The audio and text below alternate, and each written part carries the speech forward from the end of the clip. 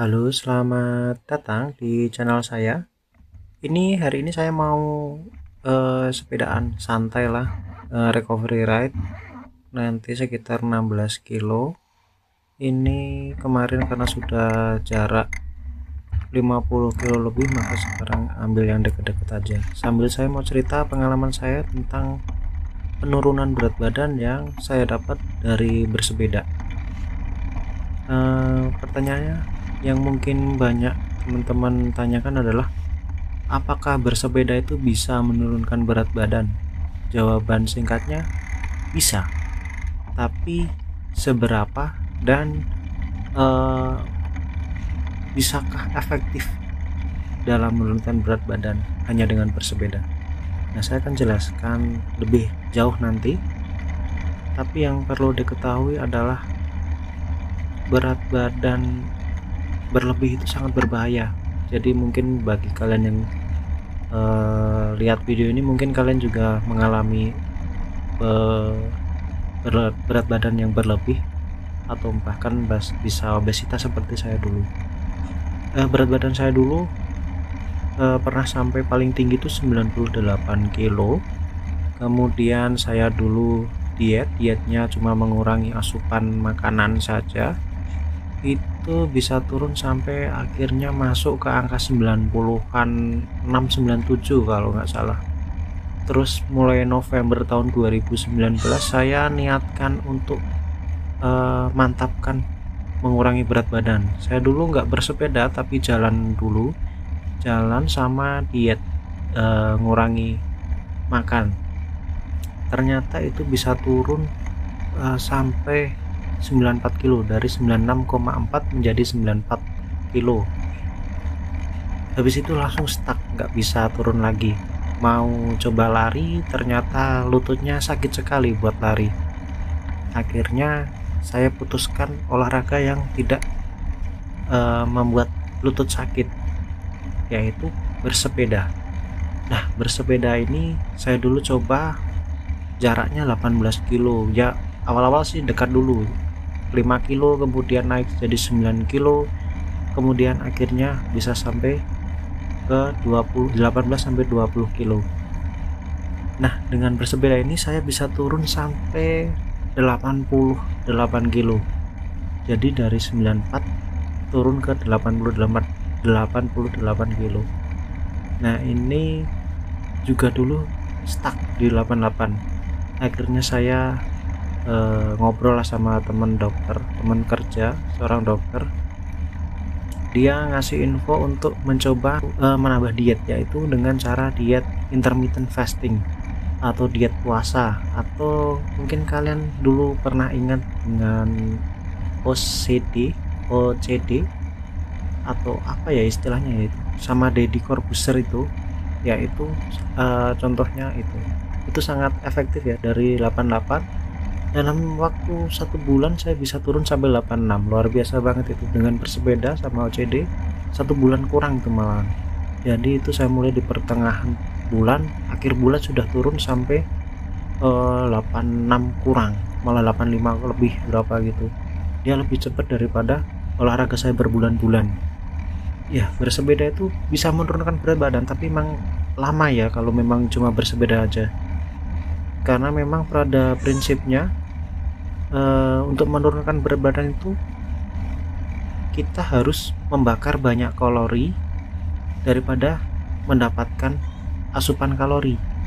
Jadi misalkan kalau makan kita masih 3 kali sehari dengan porsi penuh, sedangkan olahraga kita bersepeda dengan jarak dekat mungkin ya cuma 10 kilo lah paling, ya saya rasa itu nggak akan menurunkan berat badan. Apalagi kalau gaya aktivitas kita cuma sedenter, artinya cuma banyak duduk, banyak tiduran, kaum rebahan lah, main game gitu. Saya rasa itu akan sulit untuk menurunkan berat badan yang banyak. Nah, jadi jika hanya bersepeda saja, jika kalian itu kaum rebahan sedangkan pola makannya tetap sembarangan, mungkin akan sulit. Bisa berat badannya sama aja, atau turun dikit terus stuck, atau malah naik. Karena banyak orang yang beranggapan, saya sudah olahraga, sudah bersepeda jauh, gak apa-apa lah makan dikit-dikit, nambah makan dikit gak apa-apa untuk asupan kalori, toh banyak yang terbakar. Ya itu anggapan itu yang sangat merusak program kita dalam mengurangi berat badan ya. Itu juga yang dulu saya alami, tapi sekarang sih saya lebih fokus untuk komitmen diri sendiri ya. Kemudian bagaimana caranya supaya bisa turun berat badan yang cepat, terus banyak, dan permanen gitu dengan bersepeda? Apakah ada caranya? Ya ada dong, tapi harus dikombinasikan. Jadi olahraga sama pengaturan pola makan. Banyak jenisnya diet itu, atau pengaturan pola makan. Yang pertama, membatasi asupan makanan, mengurangi kalori dengan makan sedikit nasi, kemudian banyak protein dan lain sebagainya. Kemudian ada yang dengan diet keton. Ya saya nggak merekomendasikan lah, itu nggak bagus untuk tubuh. Kemudian ada diet intermittent fasting atau diet puasa atau OCD yang dulu diperkenalkan sama Deddy Corbuzier. Ini menurut saya bagus yang OCD ini. Dulu saya pernah mencoba yang pertama tadi, yang mengatur mengurangi asupan kalori. Itu bisa turun berat badan waktu itu, tapi itu akan membuat gimana ya, nanti pada akhirnya dia akan stuck. Jadi berat badan akan stuck di situ saja.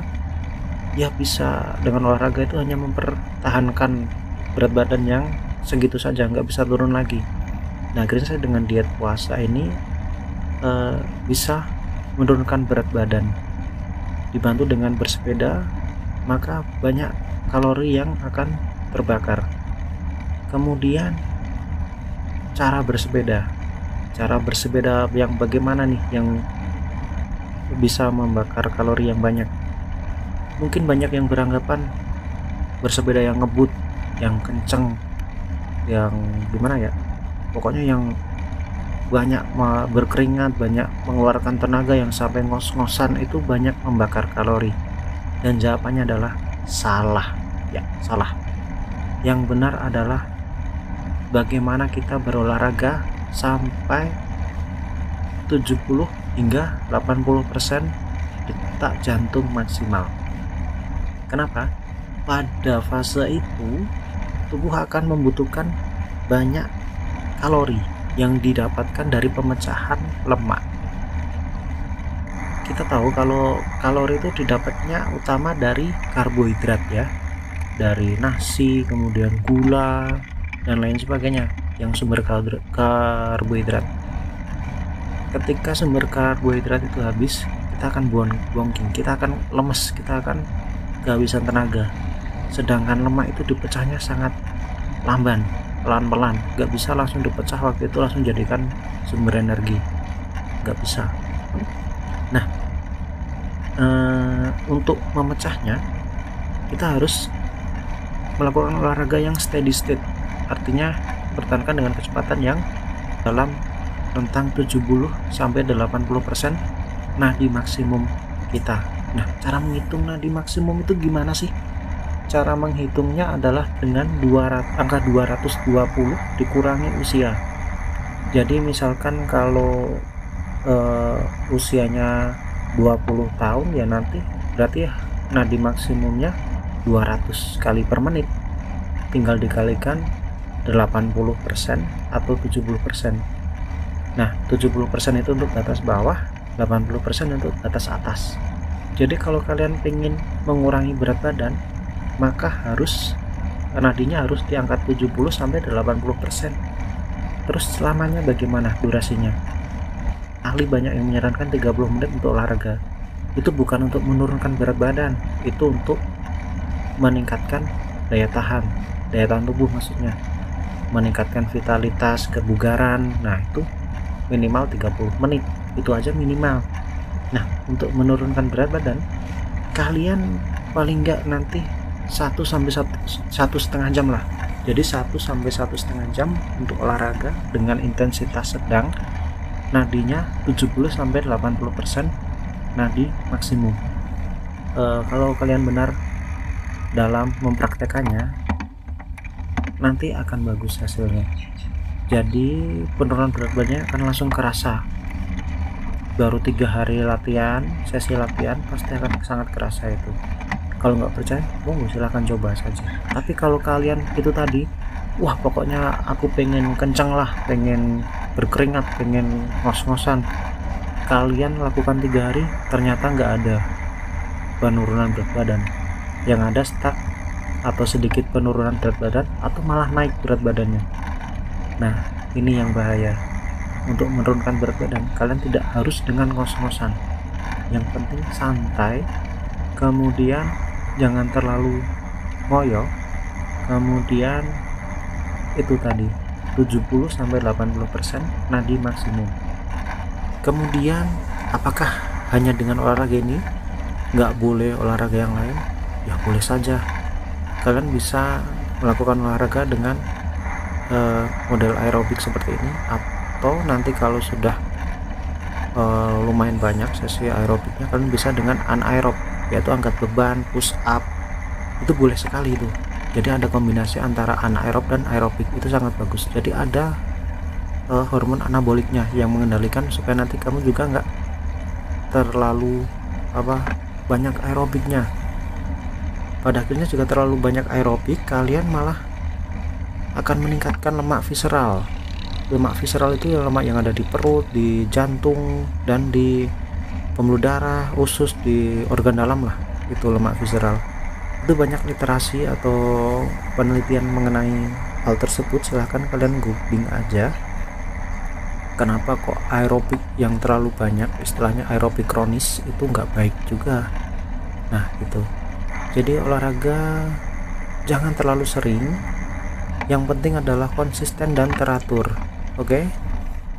Kemudian makanan-makanan apa yang boleh dan tidak boleh dikonsumsi selama program menurunkan berat badan ini, terutama waktu bersepeda lah.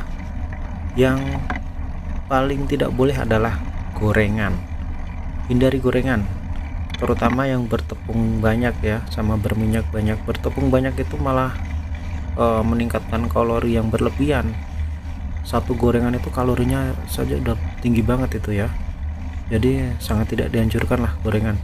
Terus roti-rotian, baik roti tawar atau roti manis sama aja. Roti tawar itu mengandung kalori yang banyak, kemudian dia juga susah menurunkan berat badannya. Kemudian yang boleh itu apa? Yang boleh itu yang alami aja, sayur, buah, itu boleh sekali. Kalian cemilan diganti dengan buahnya apa? Bisa pisang, bisa apel, bisa pir, terutama yang mempunyai indeks glikemik yang rendah. Apa itu indeks glikemik? Indeks glikemik itu adalah kadar gula dalam buah atau makanan yang dipecah oleh tubuh seberapa cepat gitu. Jika semakin tinggi nilainya, dia semakin cepat dia akan kurang bagus pada tubuh. Itu banyak literasinya, silahkan kalian googling. Yang baik itu adalah yang rendah sampai sedang. Nah apel, pir, terus pisang itu bagus, rendah dia, jadi aman untuk kalian yang risiko diabetes, kalian yang obesitas, kalian yang berat badan berlebih, itu aman. Jadi itu akan menahan lapar lebih lama, kemudian dia glukosanya atau gulanya tidak cepat meninggi dalam tubuh, dalam darah. Kemudian resep saya yang saya sudah coba dan ini berhasil, yang saya padukan dengan bersepeda adalah intermittent fasting. Saya masih intermittent fasting sekarang, jadi saya ada jeda puasanya, ada jeda jendela makan. Itu apa? Yang pertama itu intermittent fasting itu adalah termasuk pengelolaan pola makan. Jadi kalian memang mengurangi makan, tapi tidak secara langsung. Saya makan sehari 2 kali dan 1 kali snacking atau makan ringan. saya makan jam 12 siang. Saya makan nasi dengan lauk tinggi kalori, tinggi protein maaf. Kemudian jam 6 sore sama, saya makan nasi juga dengan tinggi protein juga. Bisa pakai tahu, pakai tempe, bisa pakai ayam, ikan, silakan untuk proteinnya, dan dengan sayur. Kemudian saya snackingnya jam 10, kadang saya jam 3 sore. Snackingnya apa? Kalau saya sih buah pilihnya. Buahnya apa? Buah pir, ya tadi, buah apel, buah pisang. Saya sekarang lebih banyaknya ke buah pisang karena dia tinggi akan kandungan elektrolit. Bahkan saya berangkat bersepeda atau waktu istirahat bersepeda, saya mengonsumsi pisang. Jadi misal saya bersepeda menengah sekitar jarak 50-an kilo sampai 60 kilo, saya biasanya bawa pisang itu. Soalnya kan saya bersepeda pagi ya, sedangkan jam makan saya masih jam 12, maka saya bawa pisang. Pisangnya nggak cukup satu sih, biasanya minimal 3. Jadi nanti saya makan sebelum berangkat, kemudian nanti setelah 17 kilo atau 20 kilo saya makan lagi. Nanti kalau sudah 30 kilo lebih saya makan lagi yang terakhir. Kemudian baru nanti sampai rumah mungkin jam 8 atau jam 9 saya istirahat, saya minum teh atau sama minum air putih. Tehnya juga pahit ya, nggak boleh minum gula sekarang. Mau teh, mau kopi, mau apapun, pokoknya harus pahit, nggak boleh pakai gula, harus wajib itu. Kemudian setelah itu saya jam 10 snacking lagi, makan buah lagi. Nah, ini yang penting adalah ini, jangan pernah nanti waktu setelah saya bersepeda atau tengah-tengah bersepeda mampir ke warung makan soto, makan bubur ayam. Sama aja dong, mau nurunin berat badan tapi kalau jatuhnya habis sepeda makan ya sama aja, tetap gemuk aja ya. Nah itu, terus itu tadi ya, jangan pernah minum yang manis-manis poinnya ya. Oke. Ini saya tarik kesimpulan ya, bagaimana caranya menurunkan berat badan dalam bersepeda dengan cepat dan dengan baik, yaitu bersepeda minimal 1,5 jam dengan 70-80% nadi maksimum. Jangan terlalu cepat, kemudian jangan sampai terlalu ngos-ngosan. Kemudian atur pola makan, batasi pola makan. Jangan beranggapan bahwa kalau saya sudah berolahraga saya boleh makan banyaklah, nggak apa-apa. Jangan sekali-kali beranggapan seperti itu ya. Tetap batasi makan. Kalian bisa coba dengan tipe diet yang kalian sukai, tapi saya tidak menganjurkan untuk melakukan diet keton, diet keto maksud saya. Diet keto itu banyak yang meneliti bahwa itu berbahaya. Nah, lebih baik kalian pakai diet yang membatasi asupan kalori dengan mengurangi porsi makan, kemudian mengurangi minum manis. Nah tuh, atau bisa dicoba dengan intermittent fasting atau diet OCD, itu bisa dipakai juga. Itu banyak yang cocok, termasuk saya juga cocok itu pakai itu. Nah itu bisa digunakan, nanti dietnya banyak itu referensinya, jendela makannya. Silahkan kalian cari intermittent fasting atau OCD, diet OCD, itu nanti banyak jendela makannya. Ada yang puasa 18 jam makan 6 jam, ada yang makannya cuma 4 jam puasanya 20 jam, ada yang makannya 8 jam bisa 3 kali itu kalau 8 jam, terus puasanya 14 jam. Nah biasanya yang awal-awal itu pakainya itu 14 jam puasa, 8 jam makan. Kalau sudah intermediate, sudah enakan badannya, nanti dia makannya cuma 6 jam fase makannya, kemudian sisanya puasa. Kalau sudah pro, kadang sehari cuma makan sekali tapi nutrisinya sangat banyak. Jadi nanti porsinya bisa 1 piring penuh nasi, kemudian pakai lauknya juga banyak, ada proteinnya banyak, kemudian sayurnya juga tercukupi. seperti itu. Ada yang seperti itu, warrior diet atau apa ya, saya lupa itu namanya. Tapi nanti misalkan itu makannya cuma malam, nanti siangnya masih makan buah, sama seperti itu. Kalian boleh makan buah waktu jam puasa itu boleh sekali, nggak apa-apa, ya asal buahnya yang rendah indeks glikemiknya, jangan yang tinggi. Sama aja dong, kalau tinggi nanti insulinnya dikeluarkan, akhirnya lemaknya disimpan lagi, nggak jadi dibakar seperti itu.